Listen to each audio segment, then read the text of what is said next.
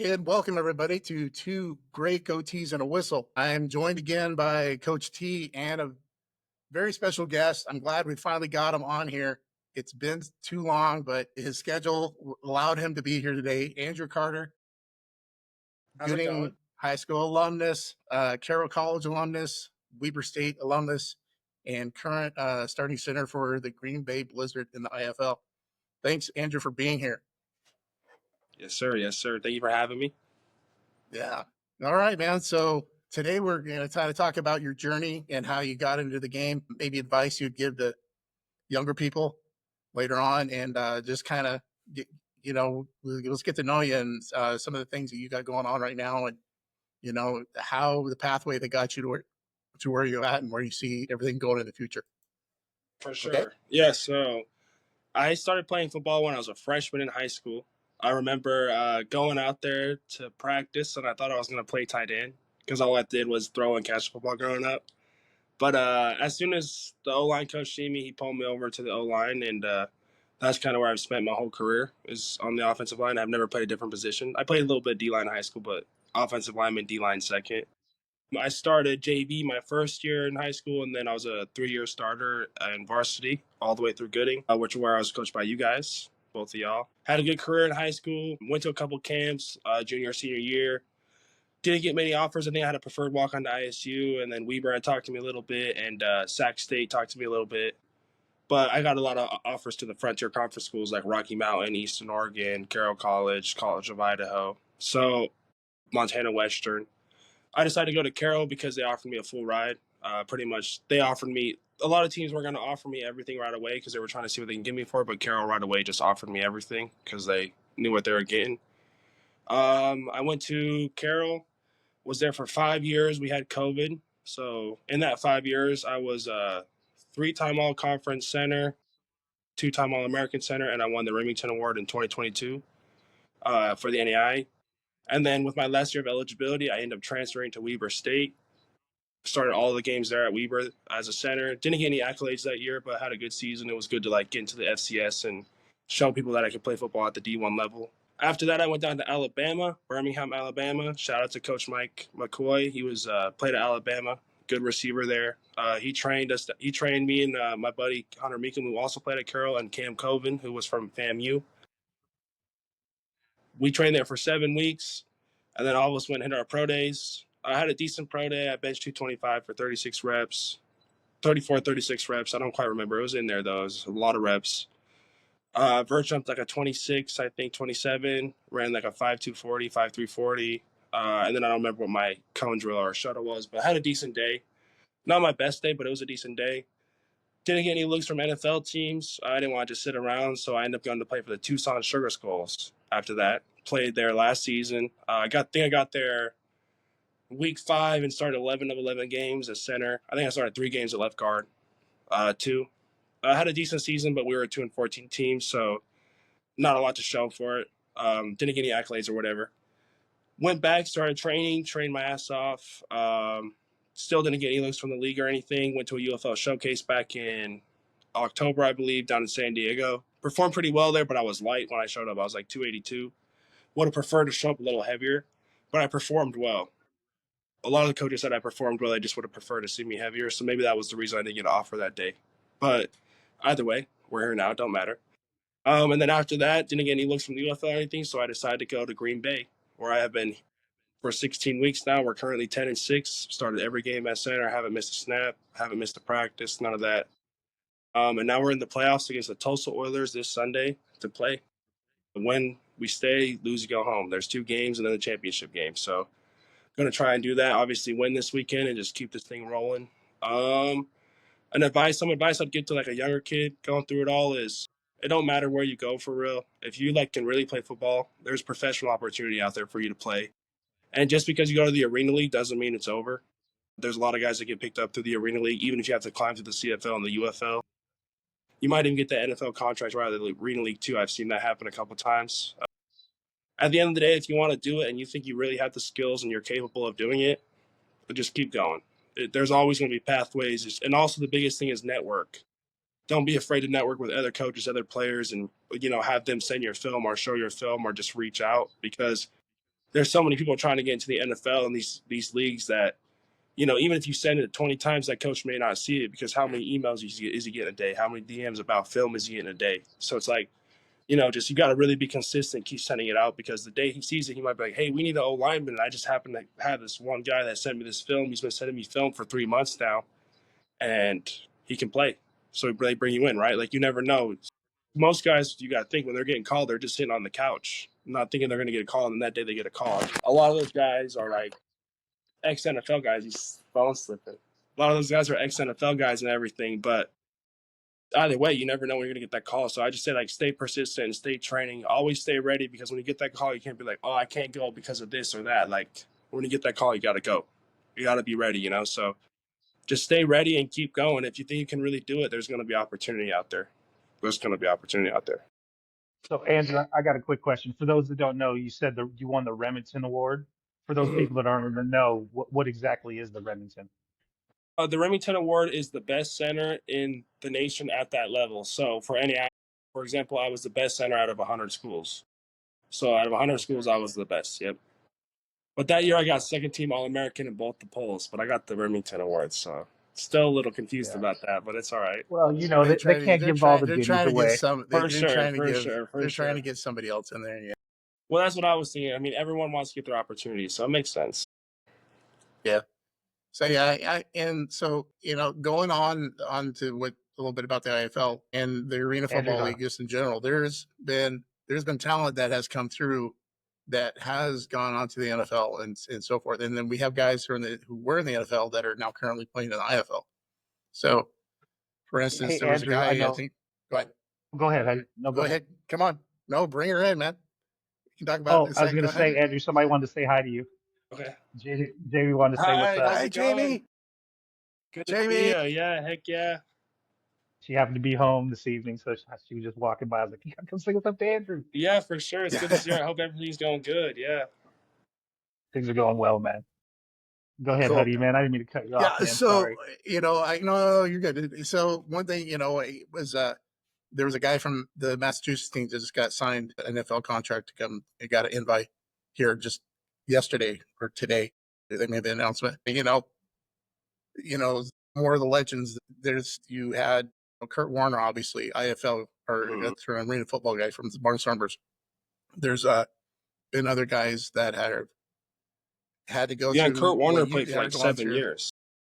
Yeah, he was. Yeah, so you had him, and then like the one that brings it to me is was Chris Matthews. He was a wide receiver. I went to Seattle, but he was a special teams guy. He's the guy that caught that onside kick or recovered the onside kick when they played Green Bay that got him in the Mm. Super Bowl that year. He's the one that got that on that. Hmm. So he was an IFL guy. He was playing in Utah or something like that with that Utah team. So they're not everybody's path is the same. So, there was is it Goodwin? He was a center for the Saints that when they won the Super Bowl. He Yep. went through the Yeah. AFL. His pathway was a lot different. So your pathway isn't there's non-traditional ways to get to the NFL or wherever the CFL, the UFL, whatever it is that wherever your journey takes you. But so I mean, I think Absolutely. Yeah. it's something that's kind of important to let people know that you know it's there's ways to get in there, and you don't necessarily have to get. It's not just I didn't go to a D1 school. There's no way I'm going to go. So there are plenty of athletes in there that have shown that you don't have to be a D1. No, for sure. That yeah. Go ahead, Coach T. Go ahead, but I agree. I was just gonna say that, like, coaching, Huddy, as long as you have too, that like every kid is sometimes they're jaded and they think that to be to go to the show, you gotta go to the big high school but in reality, if you have the talent, like I mean, you know what I'm saying?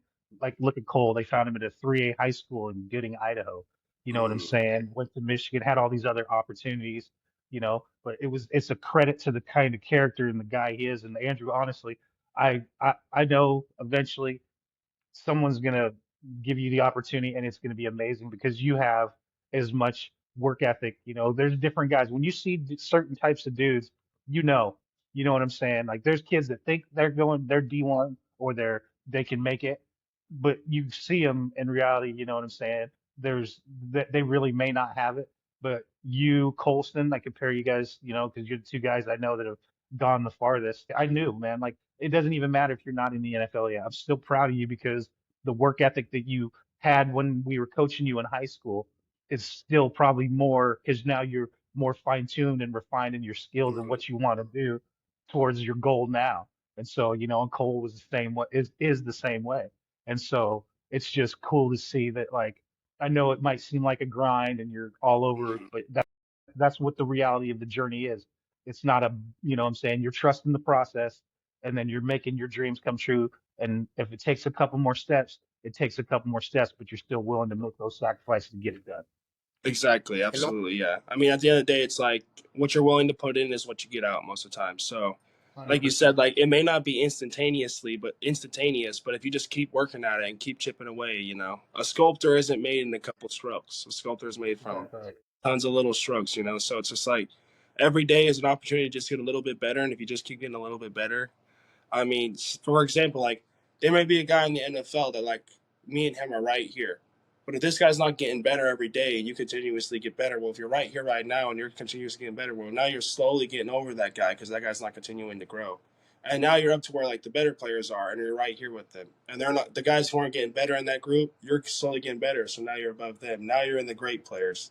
Same way all the way to the top, you know? So it's like a lot of the best players I've ever played with are guys who just like refuse to lose. Even if they lose, they just get up and you can tell like he's not happy. He just lost. He's gonna make sure that doesn't happen again. And if it does happen Exactly. again, he's gonna make sure it doesn't happen again. You know. and then I'll let you guys. And then I was gonna say that I would always tell kids, and when I was teaching and stuff like that, especially that wanted to play at the next level. And I know Cole probably heard the same thing, me say the same thing when I was in class with his classmates and all this stuff like that. And I didn't get to teach you, but I kind of coach you. I said, if you're good enough, they will find you. I Mm. They 100. truly believe that. And now there are other avenues to get there. And I think that, some people get an advantage and they are able to get themselves out there a little bit more, get that exposure. And I think that might give them a little bit of step. But if you are good enough, they will find you. And I Oh truly yeah. believe that. And and I just, the common thing that you guys were talking about is that hard work, and when they, have kids tell me, hey, I want to play the next level. I'm like, okay, what are you going to do? Yeah. Okay, I'm the best. I'm the best here. Okay, then what are you going to do? And then it's Mm. like, something that Gonzo said, and I reiterate, I repeat it, is just you get better when nobody's looking.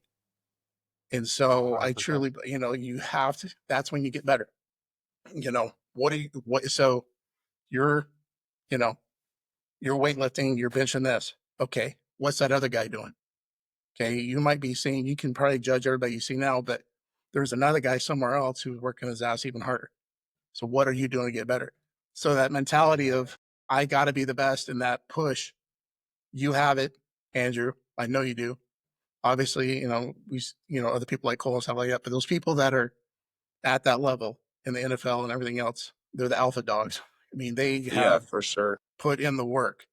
They really have. And I mean, that's the pinnacle of where you want to get. And it's that work ethic. And there's no surprise that you're where you're at. There's no surprise where Cole's where he's at. No, not It's at all. because of your guys' Not work at all. ethic.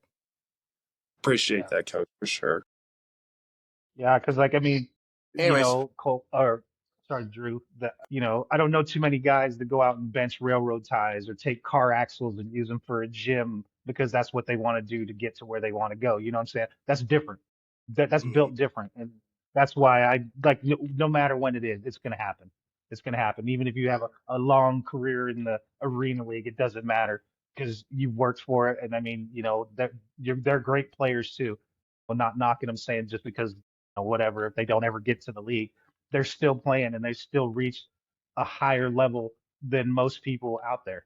And For sure, absolutely, yeah. Well, that's one thing for sure. I was gonna say is like in the arena league for sure. I mean, the average skill cap compared to the NFL is obviously going to be a little lower. I mean, these guys are like usually, like Coach said, like the apex of the apex predators, right? But that is not to say that there ain't a ton of guys who played in the NFL maybe for a year, 2 years, 3 years, 4 years, whatever, and now they're playing in this league. So the great thing about this league is like you're playing against ex-NFL guys who like, maybe they're in that league for 3 years, maybe they never played, but they're still the apex predators, and now they're like in this league for whatever reason. They may not be taking it as seriously, but this guy still had talent enough to get there. And then Yeah. when you're just body bagging them too, it's like, well, if this guy can make it in there, and I'm just like throwing him around and really doing my job against him, why are you nervous that you can't make it, right? So that's my concept all the time is like, if I went out here and was completely shit in the bed and couldn't block anyone, well, that's a different story. Now I'm gonna have to look at myself like, damn, maybe I can't do this. But I'll pull up the film right now and show people like, well, that's not the case. Like I'm handling myself out here just well, just fine, and that'll all be shown by the end of this year. So it's like, at the end of the day, like I said, like just because you play in the IFL doesn't mean you're a shit football player. Because a lot of these dudes who play in this league are NFL guys or UFL guys or CFL guys. Like they made it to those top levels too. They didn't stay there. Maybe they stayed there and something happened or they got in trouble and they had to go down, whatever the case. But they're here now. So it's like that guy can make it. And if you're handling yourself against that guy, why can't you make it? Yeah. And the one thing And to answer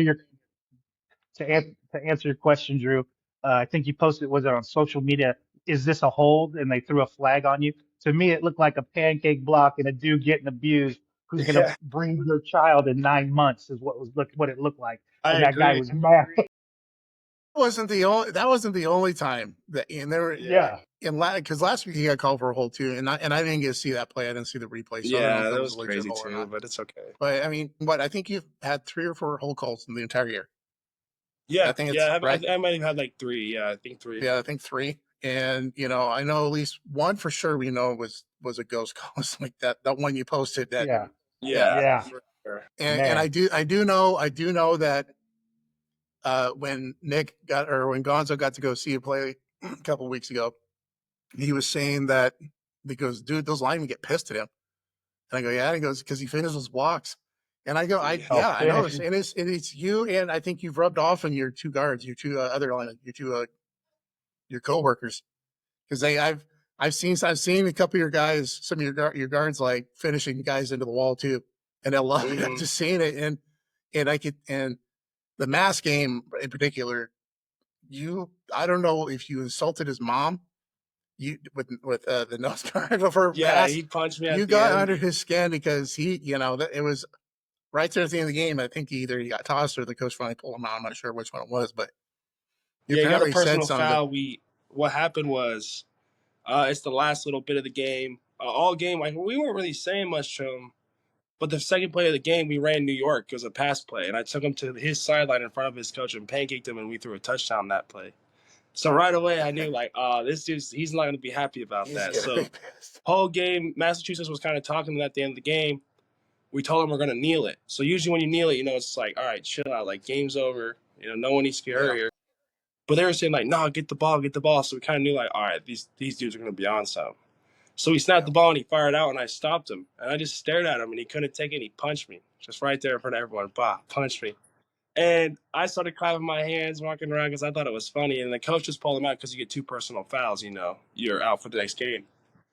But he only got 1, so he didn't get ejected or anything. He just got a personal foul. And it's the end of the game, so it's not like it really mattered. If anything, that free shot for him probably felt worth it, but still, 15 yards for sure. So I kind of want to wind back a little bit. So let's go. I want to go back a little bit on how you kind of got where you're at a little bit. So you played your 4 years in Carroll. I remember this because I remember being at the restaurant and ran into your brother, and it was you had just finished up because of COVID. You did have another year, so I remember your brother telling me that you did have some scouts like talking to you, looking at you.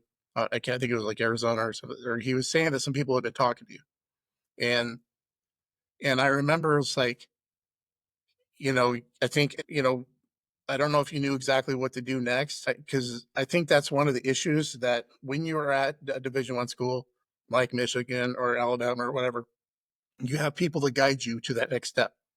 I don't know how prevalent that is in the smaller colleges. I don't think they have the resources to help them get to that next step necessarily. So I remember I was like, okay. And so as soon as I heard that, I'm like, okay, I know somebody that was a sports agent. Let me get a hold of him and maybe he can help out. And so I remember talking, I messaged Bruno. You don't know who Bruno is. He's a Eastern alum, but he's been a sports agent Right now, he's Nice. an assistant coach over in the European Football League for Prague. Anyways, I got a hold of him and I said, there's a family friend of ours that, you know, he's done really well and he's had some NFL scouts kind of talking to him, but he doesn't know what to do. Or, you know, he needs to know how the best way to approach this. So I remember we got that talk. We were able, I had to come over to the house and I remember you were able to ask questions. And I remember, and I never thought about this, but it's like that next step, like, why don't you go try playing somewhere else? So I'm going to let you pick it up from there. How did you get to Weber State? Talk to us a little bit about how you got there and from Carroll, and then how For how that sure. journey went from there. Yeah. So, yeah, you introduced me to Coach Bruno. Me and Coach Bruno were chatting it up quite a bit. He kind of explained it to me like in a different way than I think I've ever been explained football. Because to me, I was like, I think this is how football should be for the most part. I think with the transfer portal nowadays, it's not really like this anymore, which kind of bugs me a little bit. But to me, it was like football, you're committed, right? When you sign that contract, like you should be committed to like that team. But at the same time, like the transfer portal is also a great thing because, you know, if you have to prove you have to play at a bigger place, you have to prove you have to play at a bigger place at the end of the day, right? But what happened was I talked to Coach Bruno for a while, and I wasn't sure if I was going to transfer from Carroll. And that was kind of when you introduced me to him, was kind of the time I had just mentioned it, like, should I go back or should I try to play bigger? Like, what do you think the best thing is? I was kind of talking about it.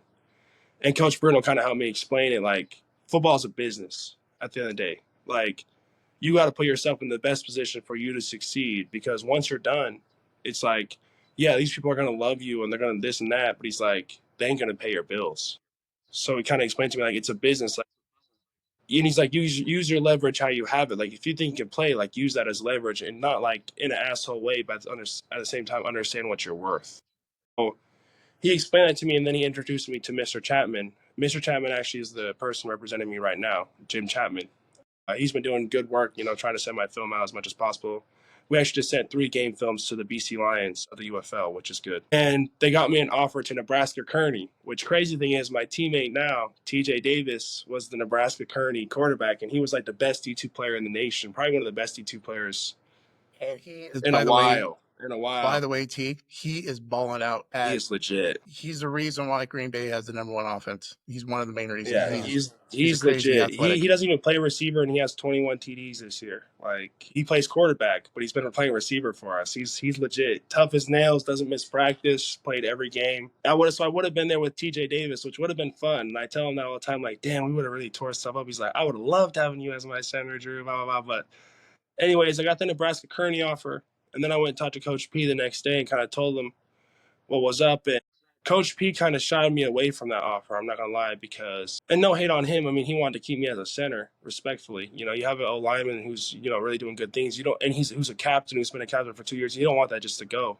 Like, your team looks up to that, you know, all that. So he kind of wanted to keep me there, which was fine. But at the same time, you have to look like people say they care about you, but you know, selfishness can also kill that for some people. So what happened was he kind of shied me away from the offer, and I just kind of told Coach Bruno and Mr. Chapman, like, no, I'm just going to stay at Carroll. Like, I'm just going to stay at Carroll. And if I won the Remington Award, Carroll would be like 4, and the next team would be 3. So they'd have the most Remington Awards in the history of the NAI. So I was like, all right, I can do that and get All-American again. Well, I went home that break, and people were talking about Twitter. I never used Twitter in high school. They're like, damn, if you would have used Twitter, Drew, like, that's where I got all my D1 offers for real, blah, blah, blah, this. Even though they ended up at Carroll, you know, a lot of those guys still had D1 offers. They just decided Carroll for whatever reason. They can do 2 sports or so on and so on. And I posted a video of me bench pressing 405 for 3 reps on Twitter, and that's all it took. And then Coach Anderson actually had shouted it out. And this was like very clutch of him for this. This was very clutch of him. He shouted out and just kind of said like I was an All-American, won the Remington Award, this and that. And then a bunch of schools started hitting him up and asking like, well, why would he go back if he's already done everything he can do? Like, why not go prove himself at a bigger place? And the first team that hit me up was actually Colorado State. I got a call from the coach, but I didn't have my transfer. I couldn't get my transfer papers or whatever the hell you need to get out. And Carroll kept saying they don't have them. They don't have them, that you don't need that. But the whole time I'm knowing you need that because I've had buddies who transfer at the NEI, so I know how this works. And eventually I like finally tell them, like, if you don't give them to me, like, I'm going to drive up there and come and get my transfer papers or whatever. And they're like, well, they said, well, we don't send them anymore because something had happened. So I'm like, so you're admitting that you have them, and you try to tell me that you didn't have them. Anyways, I ended up driving up there and go get my transfer papers. But by the time I got back to Colorado State, it was already too late. And the coach kind of warned me, like, we fill our rosters like sooner than the FCS schools. So they really need those papers. And that's why I was trying to get them so hard. But Carroll kind of being the way they were and not trying to lose me kind of screwed me on that offer. Because, I mean, not it's a bigger FBS school, you know. I mean, it's not that I hate FCS was awesome. Love playing at Weber, but an FBS school is a little different. I mean, I'd have been playing against the Colorado. Like, when Dion was there, like, you go crazy in that Colorado game. Everyone's watching that game. Prime's their coach. Like, you starting to pay boys. People going to see that. But anyways, missed out on that offer. And then I got a full-ride offer to ISU, Weber State, and University of Idaho. And out of those three, I decided to go to Weber. But yeah, really all it was that got me the offer was me posting on Twitter of bench press and 405 for 3 reps and Coach Anderson shouting it out. And then, like I said, that's why, yeah, what I was telling you earlier, T, like the more coaches who know about you, the better it is. Even if that coach is a high school coach or a college coach or a semi-pro coach, it don't matter because coaches know coaches and coaches know other people and this and that. So it's like the more coaches who can vouch for you and be like, no, he's a good player, good kid. He plays hard, this and that. I mean, that goes a long way. So when you reach out to a coach and ask for help and then they don't help you, it's kind of like, well, dang, like, you know what I'm saying? But either way, that's the story. That's the story. No, that's cool, Yeah. because it's crazy that like how people don't understand that like then how big the network is. Because Huddy and I have had conversations, and he'd mention a coach, and he'd be like, you know him, and I'm like, yeah, I know him. Exactly. And I'm like, you know Yeah. him? He'd be like, yeah, I know him. I was like, oh, what is going on? Yeah. It's Well, like the when we 6 bring up, degrees when of we bring up, separation. Yeah, I agree. yeah, the whole Kevin Bacon thing. What was it? Oh, it was Yeah, Tinker. It was Tinker. Tinker, and he's at Oregon. Yeah. Yeah, because he was the OC at Eastern when I was there. So, and there's a lot of the guys that start out coaching at certain levels. So, like another guy, Justin Udy, he's from Idaho, went to Eastern, played there, and then started coaching, and then he's worked around all these different colleges. He was at Texas Tech a little bit as a sub assistant, and then he's been past 2 years. He was at Montana State and was like the pass coordinator, and now he's at Boise State. So he's making his rounds, and so he's somebody that I kind of know too a little bit. And I mean, I know him on Facebook. Don't like I mean, just communicate every once in a while, but there's coaches that we know. T knows coaches that are at different levels. Coach Bruno. He's another one. That you just you build a network as a coach through the years. Go to coaching clinics, stuff like that. Yeah. You can build networks that way. That helps a lot too. Well, and the reason I know it's that way too is because it's the same way with players. So the reason I know it's that way with coaches is because like when I go to a new team and the coach asks me, who should we pick up? I have a list of players that I played with, maybe professionally or maybe from college. I'm like, nah, this guy can really play. And he's playing on this team, but he doesn't have an offer right now. Who do you think the coach is going to ask or get the film on? Like Coach Rowe has asked me a couple times about a couple guys. And at last year at Tucson, I was asked about a couple guys. And I actually brought up Tony Collins, who was my good friend at Carroll. He played tight end there. And too bad the Arena League is more focused around like fast receivers because TC can really ball. But it was his first year in the league. We have vet receivers. He just out of camp he got cut, but TC was here all camp and stuff. But that's how it works. Like I network my players too. So like if I have a good player who I think can really play, I tell the coach about him, and the coach either likes him or he doesn't. So it's the same way with coaches. Like they're networking other coaches too, because if they need an O-line coach, oh shit, I know this guy, this guy, this guy, and this guy. Oh, this guy has a good job. This guy's a job. This guy's a job. Oh, this guy doesn't have a job right now. Let me see if he needs a job, right? So it's coaches know coaches and players know players. So it's like a coach would ask the opinion of a good player. Like I know you have the mindset. So who else do you think has that same mindset we can bring in? And then maybe you have a player for them and be like, I don't know right now because this guy's on this team and this guy's on this team. I don't really know anyone else in that position, So that's why I say like, the first thing I said about my blanking, my advice to our kids is to network yourself, because if you network yourself with like coaches around or players around, like that player may get offered to a bigger team, be like, you know what, I play with this O lineman, we have our center just went down, he can really play, like here's his film, right? But then I network with coaches too, and now coaches are like, oh yeah, I coached this kid here and this kid, and then I heard about this guy from this coach, and then that's also another way you can get in. So networking, like you said, Coach Huddy, is everything. If you can network well, your name will be heard. If you don't network well, it's hard to get your name out there because there's so many people trying to play at the highest level. Mm-hmm. Millions, thousands of people. You know, everyone in the IFL wants to make it to the NFL or should want to make it to the NFL. Yeah, and there's guys out there that I look at and I'm like, they can get there, and you're definitely up there. And this is to me not by coincidence. When you're at Tucson, I think you guys had one of the top running offenses in the league. And Yeah. even though the season overall was crap, it didn't work out for you guys. You guys still had a great running game. For sure. And I mean, we also had Devontae Sapp Lynch, who was Marshawn's little brother. That boy, he's good. He's good. Damn good. He's quick. He's a squirrely. Yeah, he's damn good. It was and that's networking there. I mean, you got players who had siblings or other family members that might have played at the higher level, but this is where their journey's taking them. So there's that. Mm-hmm. But when you were at Tucson, you didn't get there right away. You missed the first 3 games of the season before you got signed. I think it was 5. Yeah.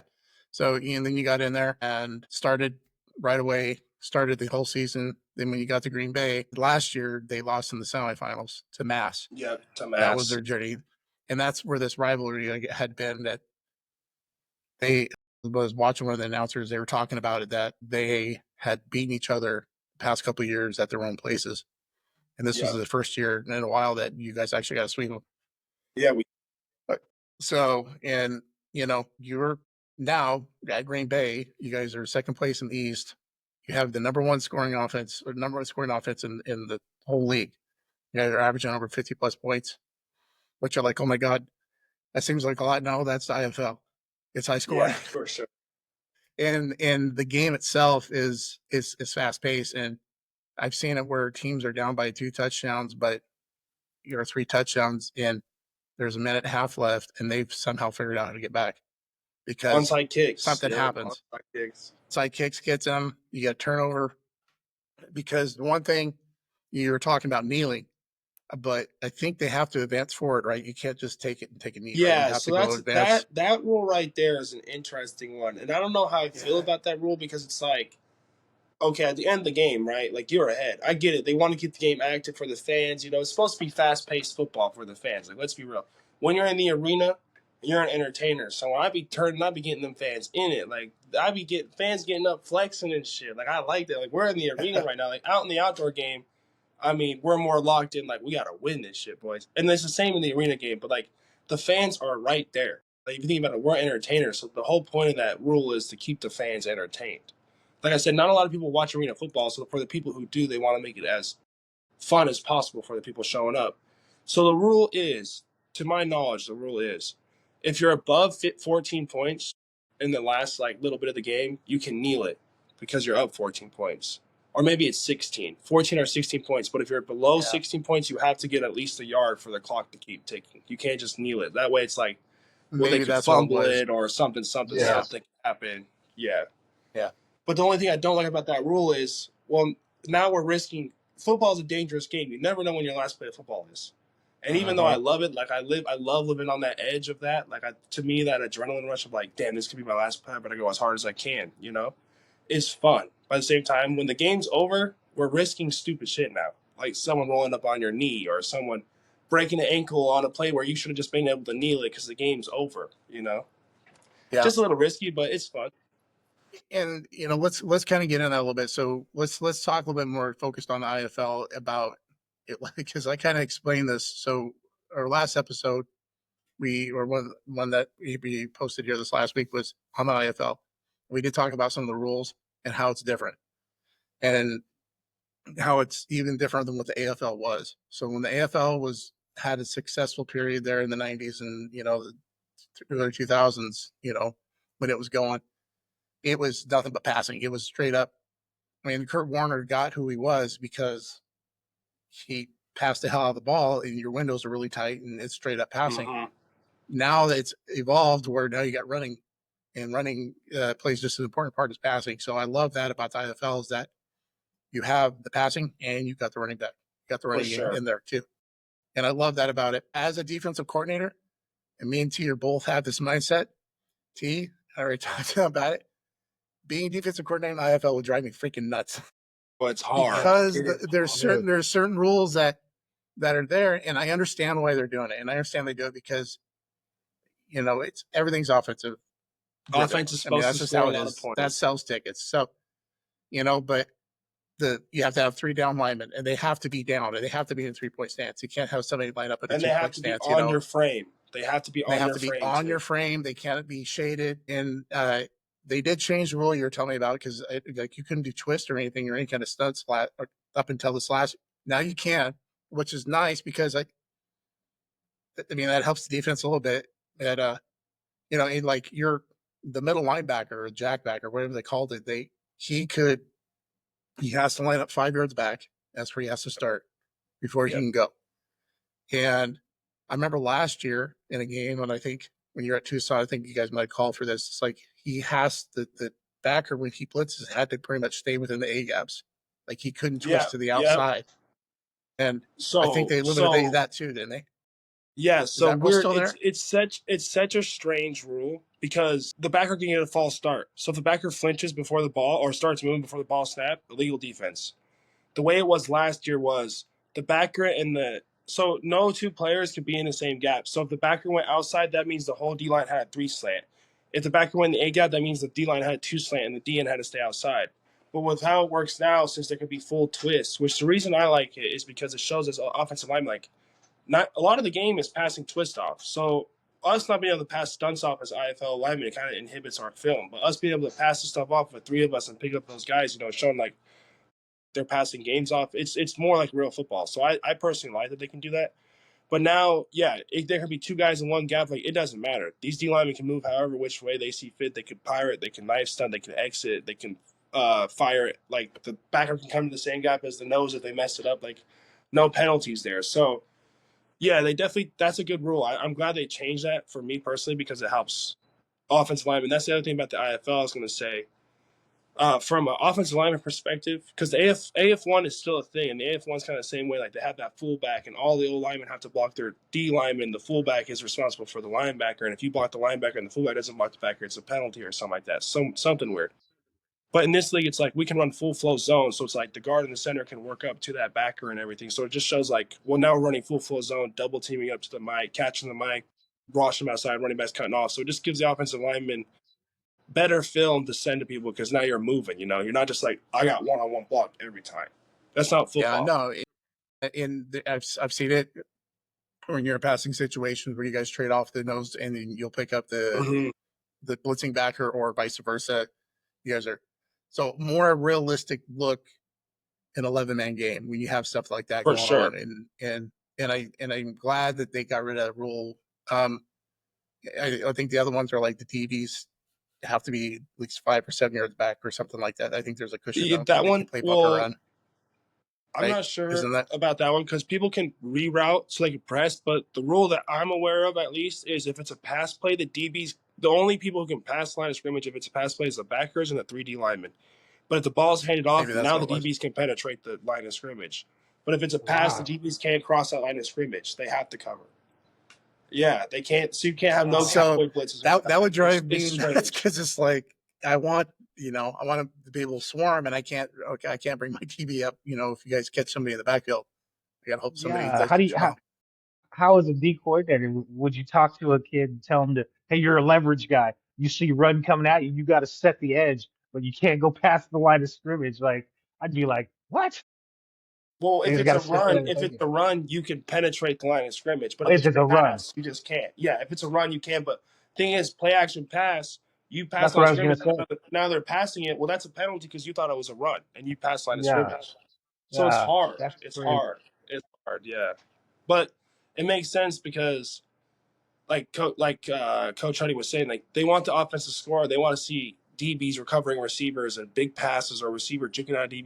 It's like Yeah, if DBs are blitzing and just murdering quarterbacks, which I mean, if they blitz, that means someone's going to be open. Because the thing about the 8-man game is they're playing zones, hoping that the quarterback doesn't see him, they can pick it off. But there's always someone open in this game. hmm With the way the route concepts are, there's only 3 people or 4 people back there guarding these high motion receivers running. So they're playing their zone, hoping the quarterback doesn't see him, or the receiver drops the ball and they get a pick. You know, it's kind of always a bend, don't break.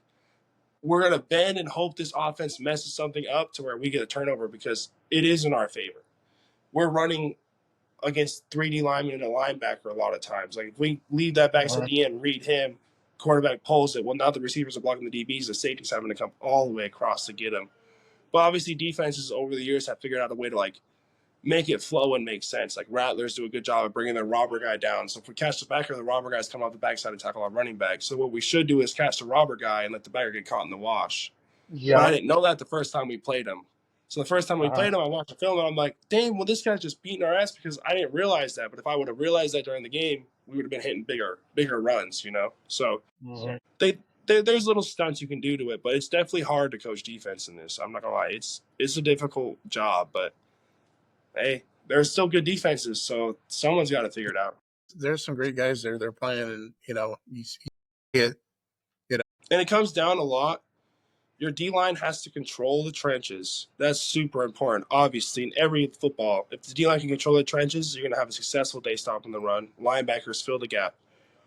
But it comes down so much to your DBs because you have high-motion receivers who are running fast as hell. If these DBs are not ready to cover, they are going to get burnt. Just deep bomb, slant, curl. It's like it's so hard to cover in this league. It's already hard to cover someone when they're stationary. Imagine someone running a 4.5 running at you full speed. And now you're backpedaling, you know, like that you have to get to that top speed fast. And That's what I anybody who was doesn't telling watch, him. so anybody who doesn't watch the IFL game, it's what you got going on. If anybody's ever watched Canadian football, watch the CFL. They have guys who start 10, 12 yards back, and they're moving forward towards the line of scrimmage before the ball's hiked. You get to do that in IFL. And you can have multiple guys. So you could have two guys lying way back, and then they take off either towards the line of scrimmage. Sometimes they'll run like you'll run some like kind of jet sweep type of option play. Or so when you're DB and you're stationary, you know, or you're that jackbacker or middle linebacker, you can't go. I mean, you got to stay there, and you already got guys going out. And they have, so I will see when they straight up speed, it makes it really hard to cover. So you really got to be disciplined and got to be able to go to 0 to 100 like that. Well, you know? That's what I was talking about, like how every defense, I mean, there is man, but if they run man on you, that means they are saying that your receivers suck. Because if you can cover someone man running full speed at you, the receiver's not breaking it. He's not breaking his routes good.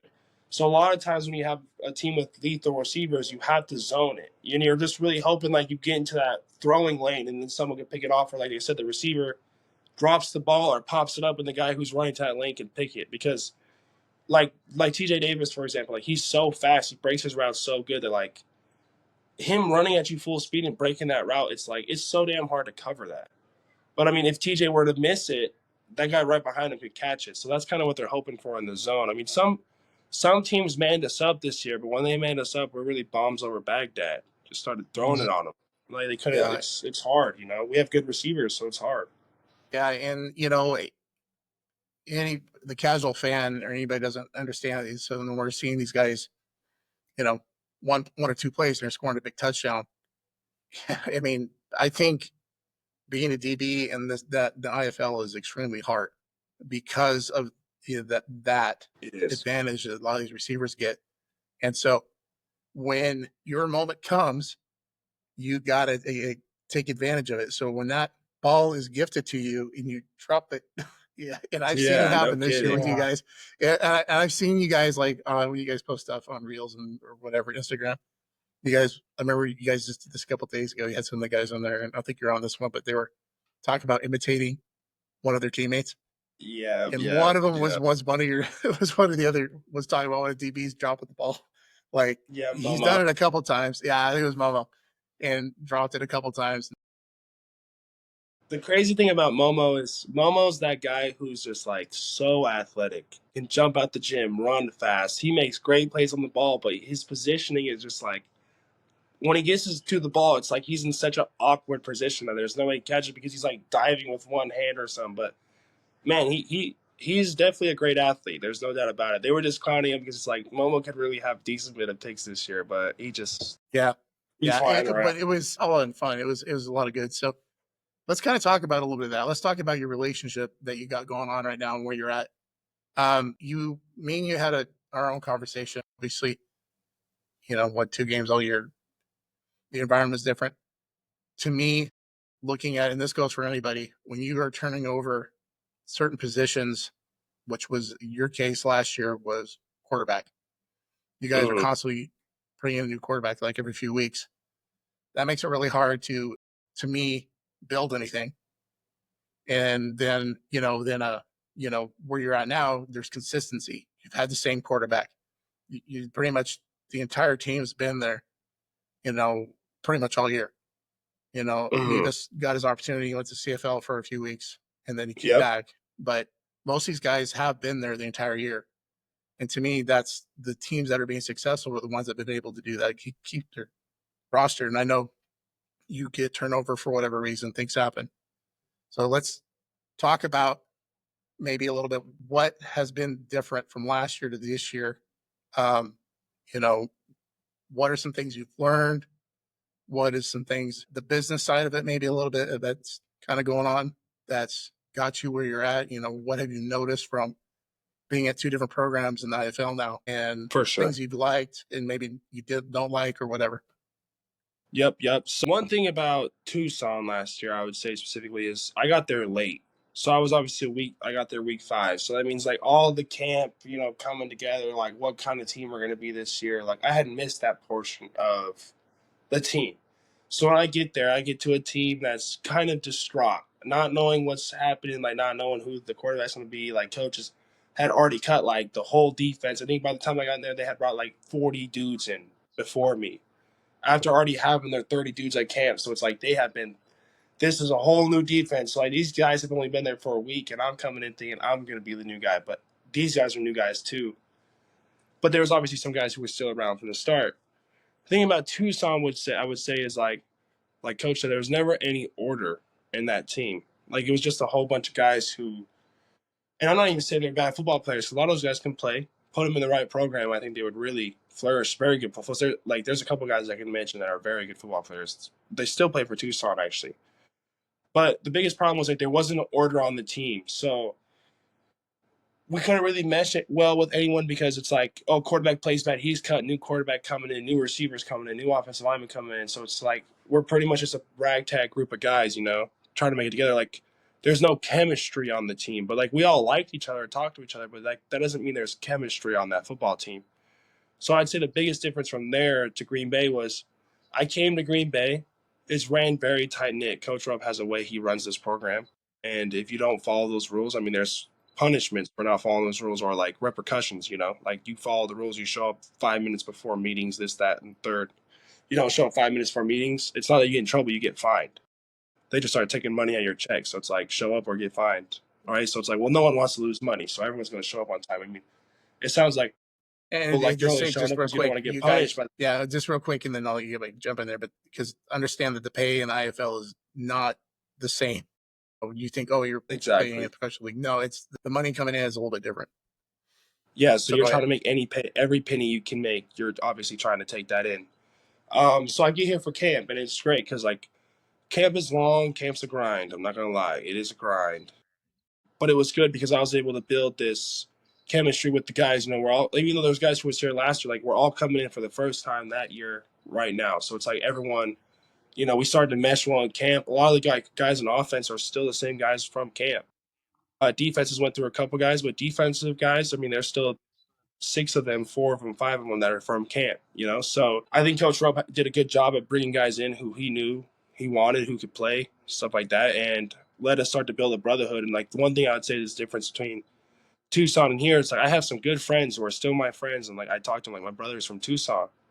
But here it's like every guy on this football team is like, like their family. Like we're not just out here as a football team. It's like I can see any one of them and dap them up and start having a conversation with them, and they know what's going on with me. I know what's going on with them. Like we may not know everything that's going on, but we know like if I see someone's not having a good day, I can tell they're not having a good day. Like because I know that person. If I'm not having a good day, they can tell I'm not having a good day because they know who I am. So if I'm at practice, because there's been a couple days, show up to practice, I'm pissed off for sure. Life's life, and I'm pissed. And they'd be asking me like, Drew, what's wrong, bro? Like this and that. I'm like, nah, I don't want to talk about it. They're like, all right, well, if you need to talk about it, let us know. But they love it because they're like, Drew's gonna kill someone this week. Drew's gonna kill someone this so they like it. But at the same time, like that's what that chemistry builds is you're with the guys long enough, and if you're all like want the same thing, which is to win, and obviously like all of us on this team want to get out of here, and no one wants to be in the IFL, so our goals align too. So it's like we really built this chemistry. It's like us winning is better for us, so let's win for us. So when I'm playing the game, I ain't playing for myself. I'm playing for Jake Parks, Tori, Chemo, Max, Dre, TJ, because I want to win for those boys. I want to win my reps so those boys can go catch a touchdown or get a pancake block or throw a touchdown or run a touchdown. And then at the end of the day, we win, right? Because I want to win for them. So I would say the biggest difference is just like the chemistry we built, not the constant fluctuation of new guys coming in all the time, like not knowing who you're going to get. Because, I mean, you may bring someone in and he may be a cancer for the team. And it's just like, well, now you got to bring someone else in. And now is this guy going to be a cancer? This guy has to learn the whole defense. You're going to give him an opportunity to learn the whole defense, or you just have like, oh, you suck and kick him out, right? So it's tough. But being able to be with the same boys for 16 weeks, like I said, like this game coming up, like we're really all like, play for us. Like every time we win, the pot on your head goes up. Like when you win in the playoffs, that means teams next year are going to want you. Like, damn, this dude was on the championship team last year. He did this, and the third. Like he had this season. Like it's not that you're playing for yourself, but at the same time, like think about it, like I'm going to play for you, but in the same time, it's going to benefit me because if I play well, now coming into next season, you have more opportunity.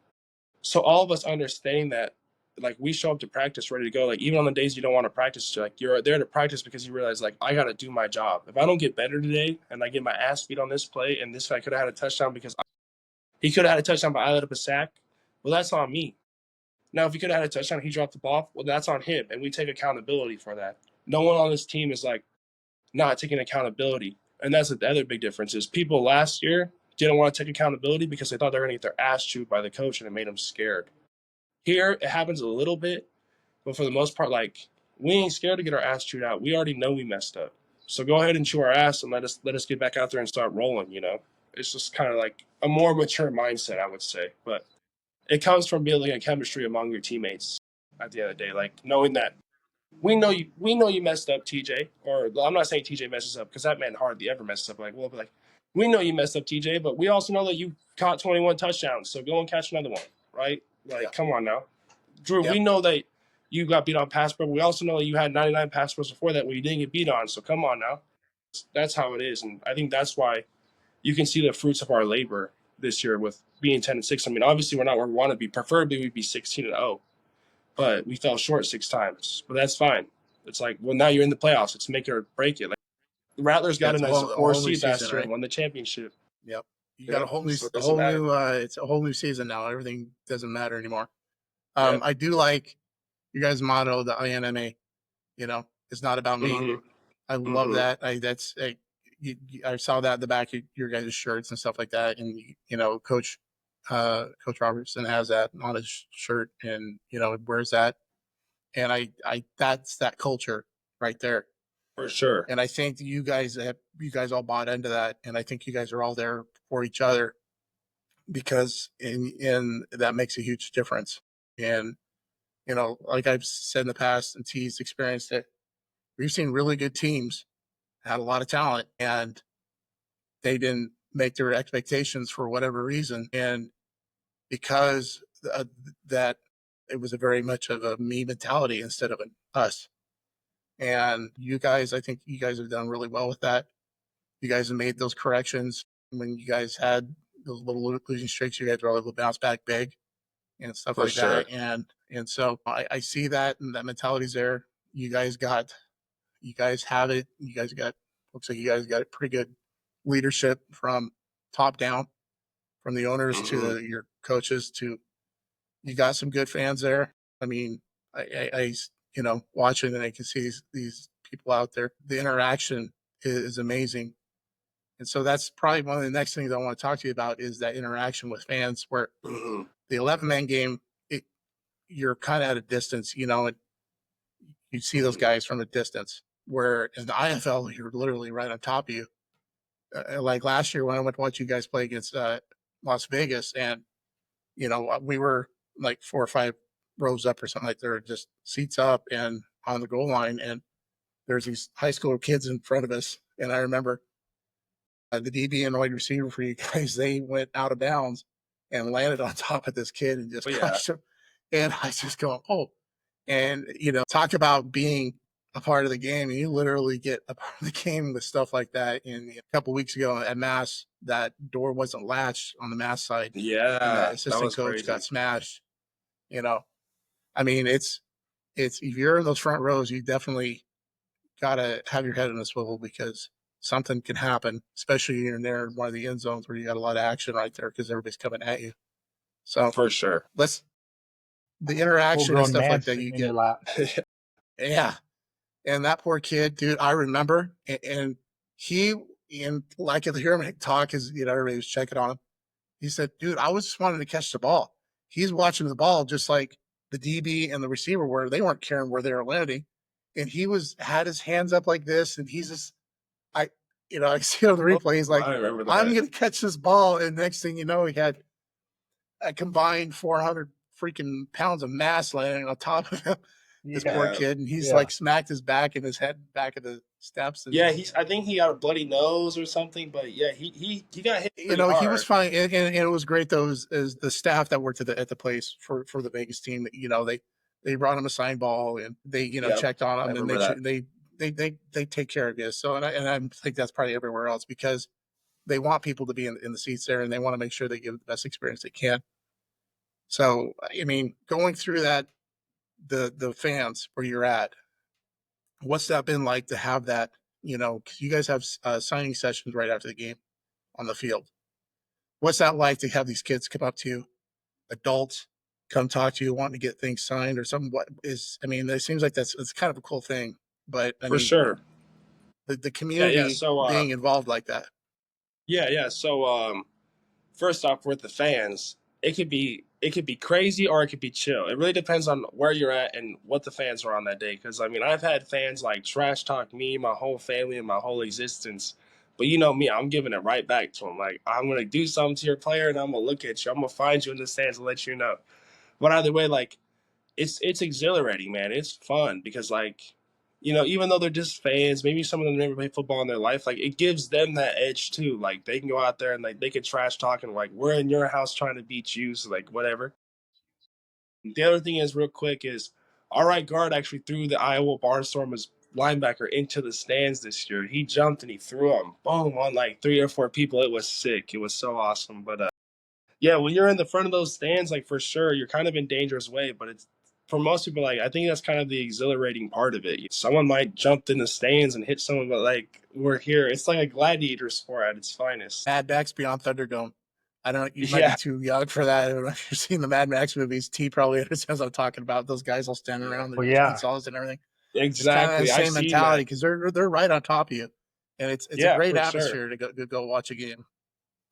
But yeah, with the fifth quarter stuff, so that's what we call it. We call it the fifth quarter. It's like where we go and sign. If we do a school visit, like when school is going on, like a lot of times those schools will be invited. So like come to the fifth quarter and come get signatures in this. Oh, it's really cool because you start the year out week one, you don't really know anyone. So it's like people are coming up to you like not really knowing who you are. But by week 5, 6, 7, you may have 4 home games. These people are coming up and calling you by your name. Like they know who you are. Like they follow the Blizzard. Like they know who Andrew Carter, Max Myler, TJ Davis, Bo Johnson. Like they know who we are. For example, we have a person on the team. His name's Rayleigh Eric, and he makes these football cards. And every time he makes them after the games, he'll just come up and give us cards of ourselves, like just a whole bunch of them. I need like 5 of those.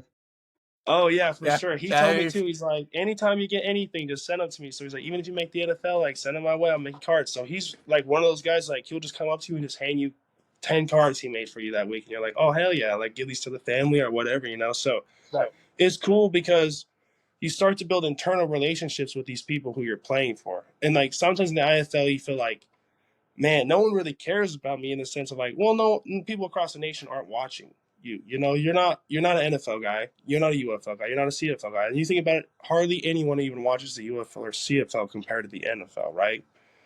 So I mean, a little bit like I never got into this mindset because I play football because I love the sport and because I have a goal to make it. I have a goal to prove that I can make it to the NFL, right? But at the same time, it's nice to know like damn, like we really have real fans, like people who watch us out here, who watch the Instagram stories, who know my name, and I've never even like been to this person's house or maybe even had a conversation outside of football, but like they genuinely care about you, you know. And then the kids to be able to sign footballs for them and like give them that as a kid, because not a lot of kids get to meet professional athletes. So to be able to be a kid, get to meet a professional athlete, be like, I got a ball signed, even if it's just an IFL football player, you know, making really getting paid peanuts. Not you're not rich, you're not famous, but like to that kid, like you're still that professional athlete. Like that kid wants to make it to where you made it, like past high school, past college. Like some of these kids have aspirations for that. So to be able to give these kids like something to be like, a lot of times like some of the kids will come up to me and I'm like, you play football? And the kid will be like, yeah. And I'm like, what position you play? They're like running back, receiver. So one time I had a kid say O-line, and I was like, you want to play O-line? He's like, no, I want to play like D-line or something. I was like, it's all right, brother. Like O-line, if you're an O-line, pretty much after every time I'll tell him like, just don't give up. Like it doesn't matter what he or she or well, Coach T actually taught me this in high school, because I remember getting off the bus to play. I think it was Kimberly or Wendell maybe on the basketball bus. I had letting a couple kids get in my head, and I was mad, like super mad. And I remember punching the locker in the locker room and a whole bunch of stuff. And I just told Yeah. Coach T, like, it's not that I'm sad, it's that I want to hurt them. Like I'm mad I want to hurt them. He's like, you just can't let the noise get to you. They're just noise. Just let them talk. The noise, just let it go past your head. Only let what you want into your ears, or like what you see fit to help you in your ears. The rest is just extra. So I kind of tell the kids the same thing. Like, if someone's telling you can't do it, like that's just noise. Don't let that noise affect like what you're perceiving in your head, because what you're perceiving in your head is what you're capable of. So I just tell kids that, and then I give them their ball, and whether they take the information or not is, you know, I hope they do, but if they don't, that's okay too. But for the kids who like actually can take that and be like, what does he mean? Maybe they don't understand what it means right now, but in 4 years they think back and they're like, I see what that guy meant when he said like, don't let them bug you, just do your thing and keep pushing, you know. So try to like give like a little bit of encouragement to like the kids, because you know at the end of the day there are going to be those rude kids who say like you can't make it. Like they're just going to say that because they don't even know if you can or can't. They're just kids and they're going to be assholes. Like that's just kind of how it goes, you know. So just don't listen to them and just keep pushing. So I think it's good. It's good for the kids. It's good to build that, you know, that community around football. I mean, like I said, not a lot of people watch us anyway, so it's good to have a community of like people in Green Bay who like, you know, we're playing hard for you, but we're glad you guys show up, and here's a signed ball from us. But make the NFL, and you know who I am, and you call me, I'll be like, oh yeah, I know that person. Like, blah, blah, blah. I used to talk to them at the Green Bay Blizzard, this and that. You know, like it's a family out here. Like people aren't just coming to the games and just to watch football. They're coming to the games for you, for the coaches, for the fans, for the players, all that. And I've noticed that, and you probably have too. But I know Gonzo when he talks about it, and not just because he's a Packers fan, but the community itself and Uh-huh. how warm and welcoming they are. It's, you know, I don't even know the person, and you'll sit down and have a 20, 30-minute conversation with some dude you Yeah. never met. And that's Uh-huh. just kind of how Green Bay itself and how that community is and how they treat each other. And I think they've done it right. And I think they're doing some good things there. So that's been kind of nice. Yeah, I definitely think the Green Bay community, like as a whole, I guess I didn't give it, but a shout out to the fans. All the fans who are great. The owners do a good job at keeping it entertaining. You know, there's always like those little mini games that go on. But yeah, the fans here are great. But even the fans in Tucson were great. I love those people. The fans in Tucson were awesome. The fans in Green Bay were awesome. I think for the most part, one thing I will say for sure about the IFL is the people who follow it aren't following it for clout. They're following it because they genuinely just love that team or love that sport, because there's nothing in it for them to follow it besides the fact that they love the thrill of watching you beat someone's ass on the football field, or maybe they like the environment or whatever it is, you know. So I would say for the most part, I think most places probably have great fans. Every place I've been in the IFL, I feel like has really good fans and they support their team well, and it's good. Like it's really all love when it comes to the fans. Hey, Andrew, it's crazy, man. Like I was just thinking, like the last few minutes when we were talking, when listening to you talk, man. Like that little bit you said right there about that experience we had in basketball. That's why I coach, because if I can give you some tidbit. Oh, do we lose him? No, Oh, no, there I'm you go. here. Exactly. Oh yeah, you know what I'm saying? That makes it worthwhile. That like like you said, I mean, in the moment you were like, whatever, Coach T. But now here you are in your playing football, getting paid to play football. You're in those moments, and you're like, now I get it. Now I see what Coach T was talking about, because this is the real. This is the real. People are gonna Yeah. try to get in your head and try to get you off your game, and then you know And I mean, that's a good way, right? I mean, you want to beat them physically, obviously, with skill and strength and size and all that. But if you can get somebody off their game mentally, they are fucked. You know But what yeah, I'm saying? I mean, they are like, they can't even focus on what they're supposed to do because they're so mentally worried about, oh, I'm gonna get Andrew, I'm gonna go get him, I'm gonna tear that guy up next play, and they're like, well, you missed the guy you were supposed to block, and you're so worried about that guy, exactly. But thank you because it makes it worthwhile because that's why I do it. Absolutely. Yeah, I mean, Yeah. it's probably some of the best advice I'd ever heard, to be honest. Because as a kid, especially with me, like I want to say I was an angry person. I was always trying to be nice, but I had like a lot of frustration. So when I lost my anger, lost my cool, it came out fast. Is all I'm gonna say. So being able to be like, even as a young kid, like you had mentioned that like, oh, you may not have taken that in as a kid, but even as that young kid, I remember taking that in because I was like, Coach T's right. Like, why do I let what that person says about me matter? Because I know that I can do it. I know I'm athletic. I know I can play sports. Yep. I know that this, that, and the third. So why do I care Mhm. what they say? So even for me, like, it may not have been instantaneous, but over that process of high school, after you tell me that, like, I started really just letting those people talk and just doing my own thing because it didn't matter. Like, you're not slowing my progress. You're just slowing your own progress. Exactly. So Exactly. yeah. So it just reminds me of, I'm a huge Ted Lasso fan. And I don't know if you guys have ever got to watch the series. And I know, Andrew, you probably don't watch a lot of TV, and that's fine. But if you ever get a chance, watch Ted Lasso. I don't care who you are, especially if you're in the game of coaching or playing sports. That's probably one of the best shows out there. And what that show has done for me, it's been amazing. And one of the things they did talk about in an episode was there was all of this noise.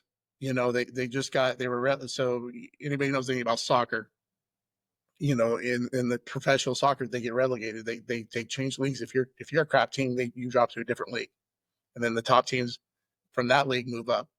So, anyways, they had just got moved back up, but all the critics are basically, all that, they're going to be terrible, all this stuff. Well, Lasso took them to a sewer and used the metaphor about it's just all poop.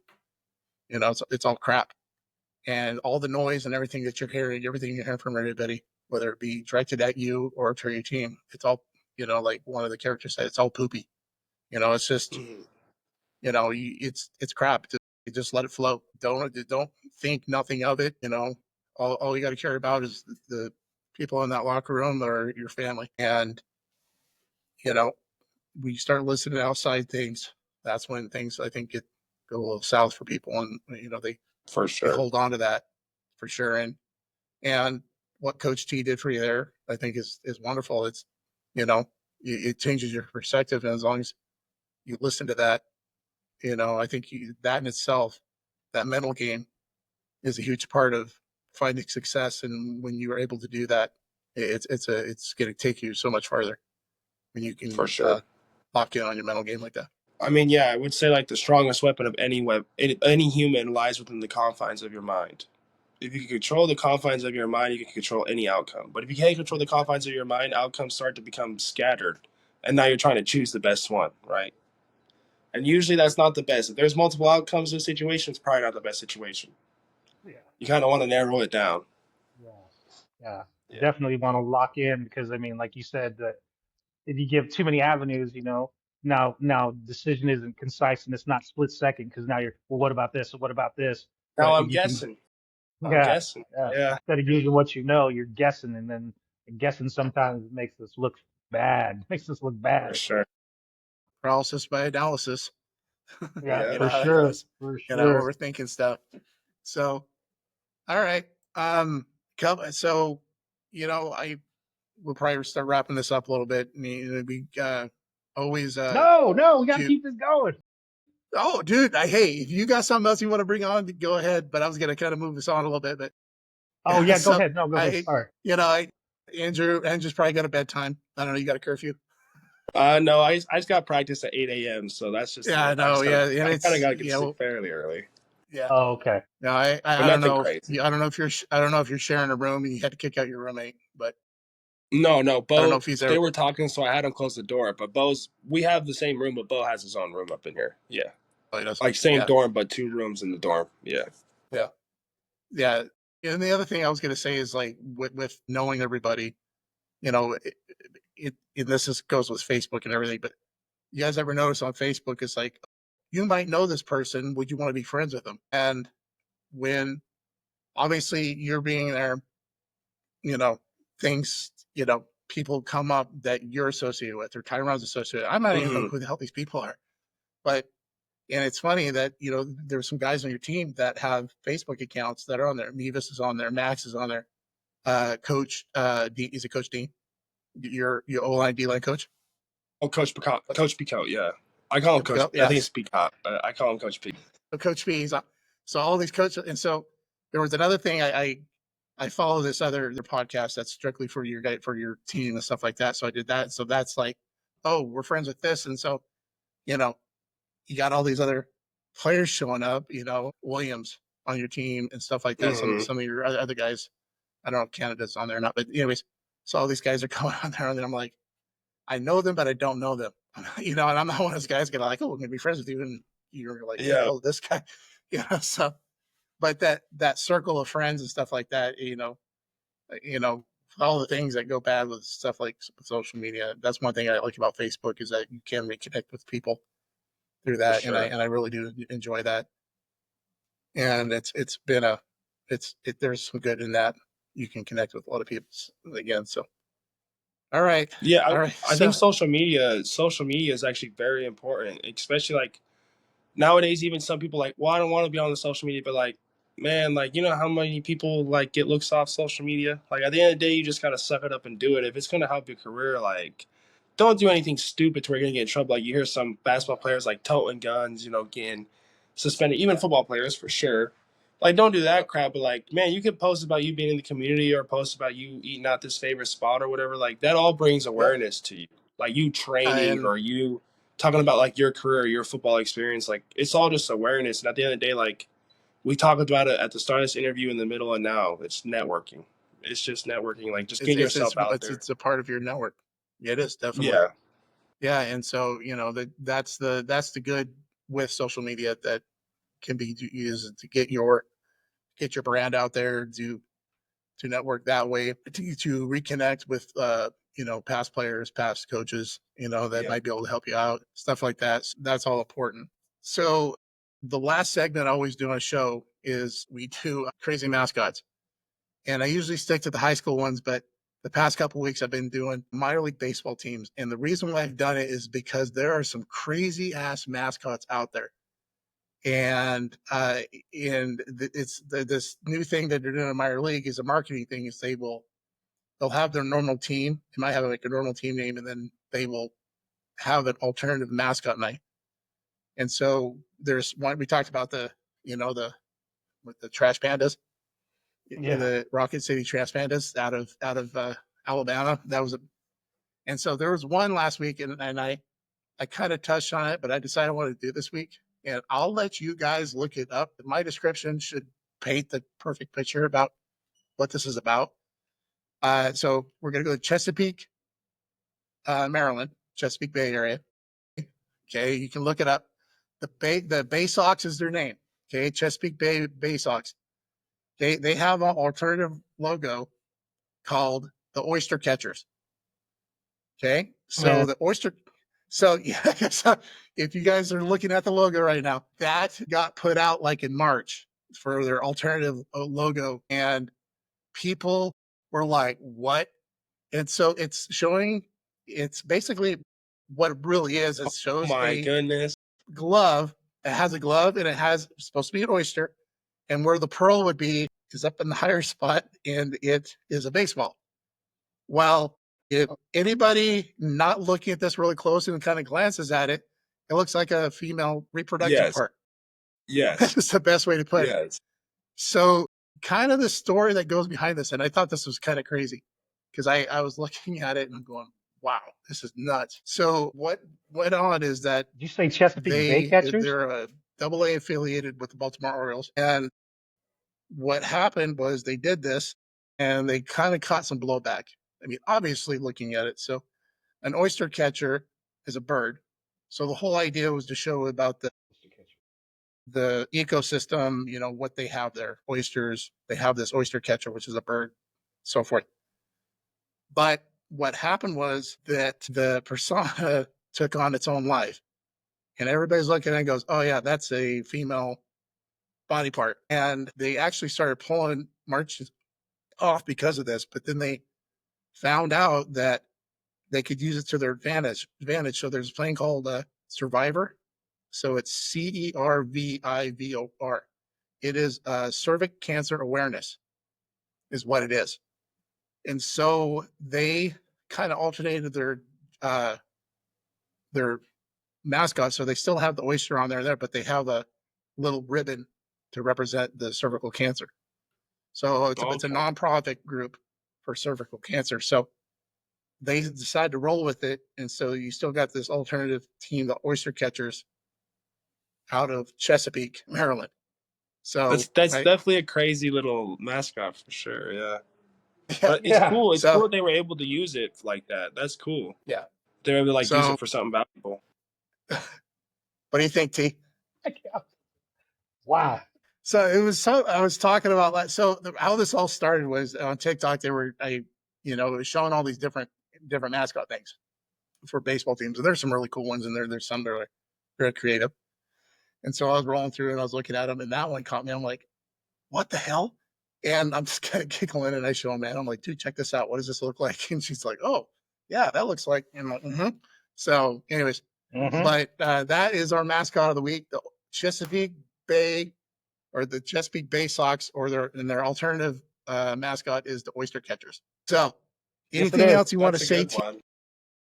Oh Anything you yeah, got to yeah. say I just want about this or anything no man. else? No, I just wanted to show, like I told you guys earlier, I just want to show, like, We get for some anybody that pictures. watches this podcast, Yeah, yeah, if you want to know the kind of guy who we're sitting down with tonight and having a conversation with, this is the kind yeah, of we guy definitely got to show that.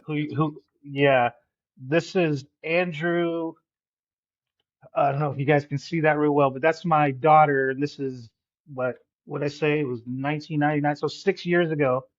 He had come back into town and he'd come by and visit all the time. And that's him. And then this picture, these are two of my favorite pictures I have, and they're in my favorites. And this is him reading to my daughter, who's 9 now. And it was always a big time.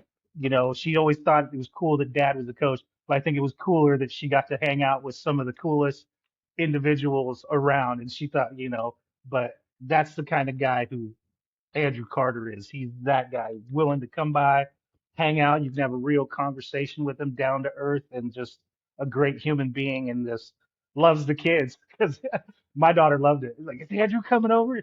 I'd tell her you were in town, Drew, and she'd be like, is he going to come to the house? Is he coming to the house? And go run around. Go, Andrew's coming over. Andrew's coming over.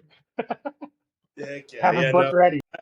I remember that day. That was a good day. I think I was just coming over too to just say hi because I was in town for like a week or so, Yeah. or maybe Yeah. something like that. Yeah. But I appreciate you, Coach. Always, man. I mean, you guys growing up. I mean, I had good like people to lead me. Like all y'all taught me like we're here to make you better men, not just better football Mhm. players.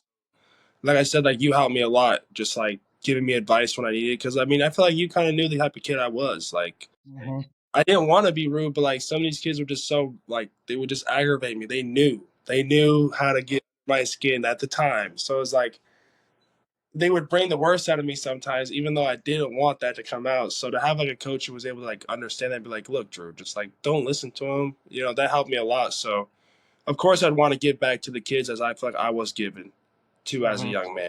So it's like if I can help any of these kids, tell them like, man, even if you're going through a struggle right now, like I'm an adult and I'm telling you right now, like you matter. Like I'll show you matter.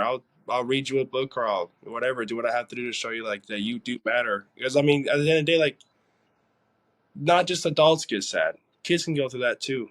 So to even understanding like there is someone who's older who isn't just looking at me as a kid, or maybe they are looking at me as a kid, but they actually care about me. That's not my parents, because obviously your parents are going to care about you. Your parents should love you, but to know Mhm. like there's other human beings like that out there who are willing to take time to give back to them, I think is a valuable thing to a young man, especially in my case.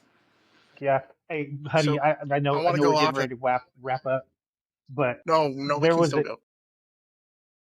there was a situation that happened back in the day when we were in high school where Andrew knows what I'm talking about, where there might have been some differences of opinions on players on the squad. and then we had a really good sit down because it was big because somebody was about to get that hind end kicked in if they didn't get their attitude straight together.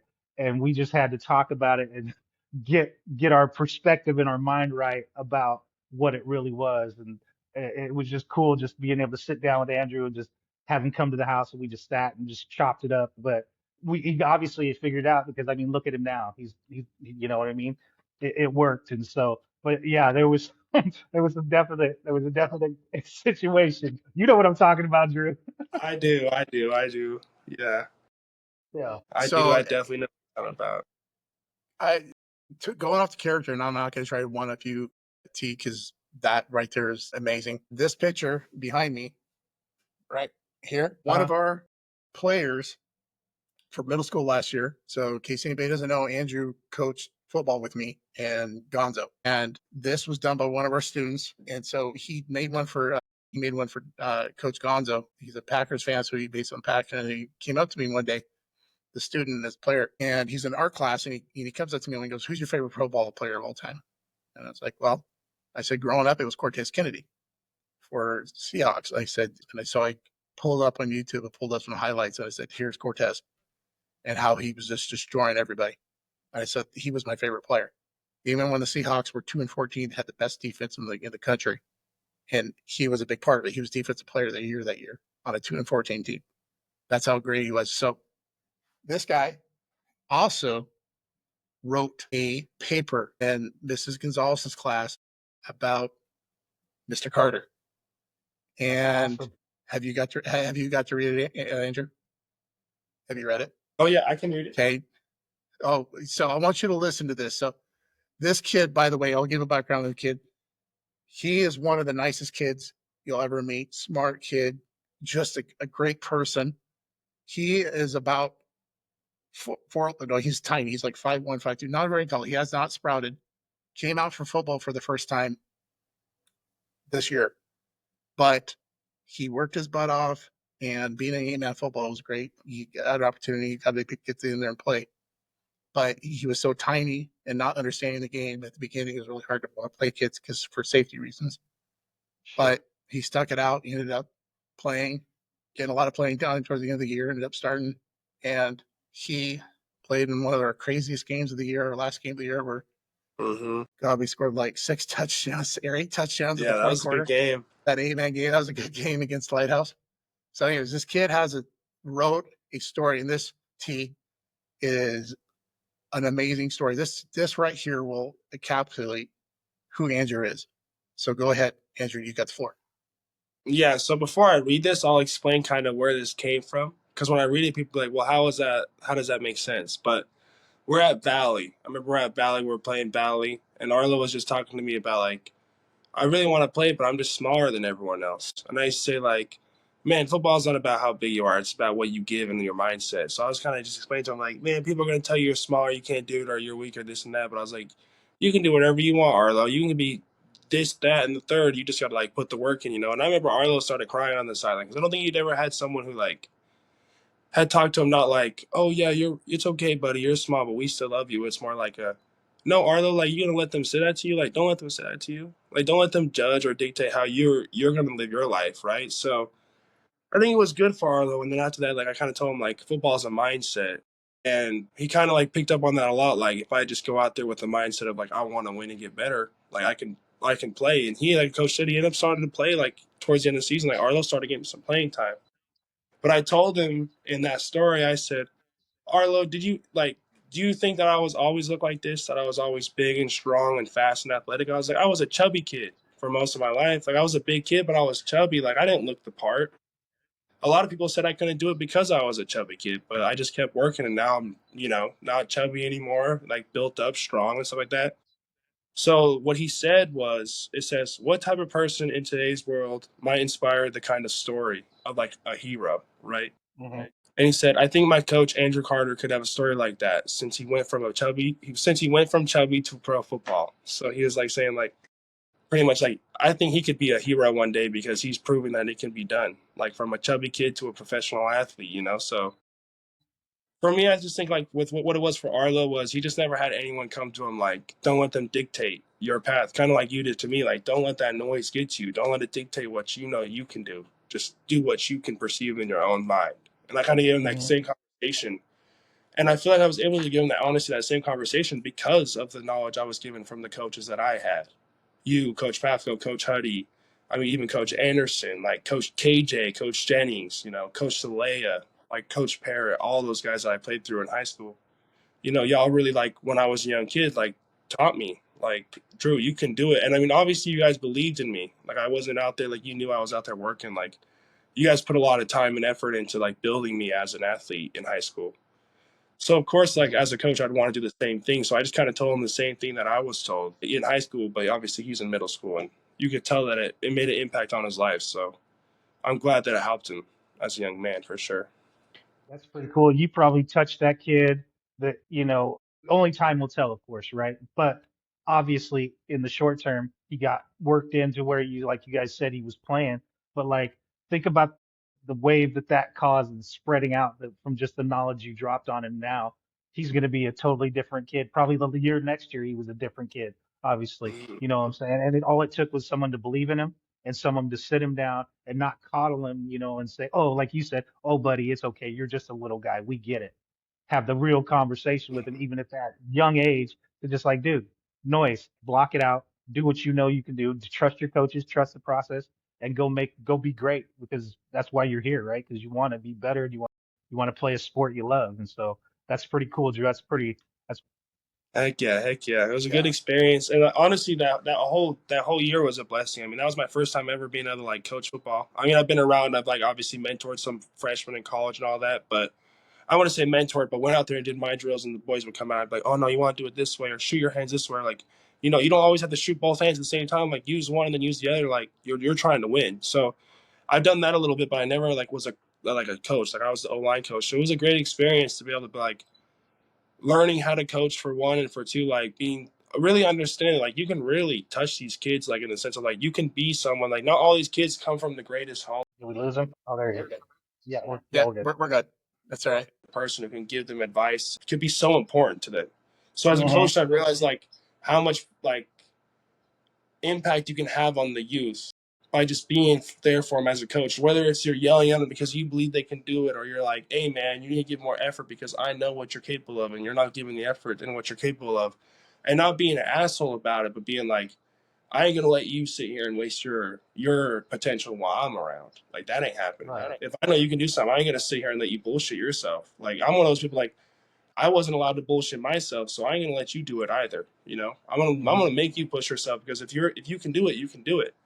So I think like a young man having that in his life can be like really push him to be great. But a young man who maybe never had that in his life, well, now when it comes time and someone has to be straightforward with them, maybe they don't know how to take it. So I'm not gonna go Yeah. into the coaching like I'm not going to tell you how it is. I'm going to tell you how it is, but I ain't just ain't going to come at you like people have came at you your whole life. I'm going to explain to you why I think you should do it this way or Mhm. why you can do it this way. Definitely, Andrew. Like one of the things I think that has changed my coaching style is I can't remember what it was, but the why. Like you could, like you said, we can jump kids as coaches and tell them this is why do this and do this and do that. But really, in their mind, they're just wanting to be like, but why? Why should I do Mm-hmm. it that way? Why should it? But when you can explain it to them so they can understand it and then give them the why behind it, then it clicks and then they're like, oh, and now so that's why you wanted us and you were getting on us because we weren't doing something right, and you could put more solid foundation on it and something that they can relate to and something that they can connect to. So even when it happens, boom, they can think of the why. Boom. That's why. Mm-hmm. Yep. So Yep. there, Absolutely. Absolutely. I agree. and it makes coaching easier when you have a Mm-hmm. why.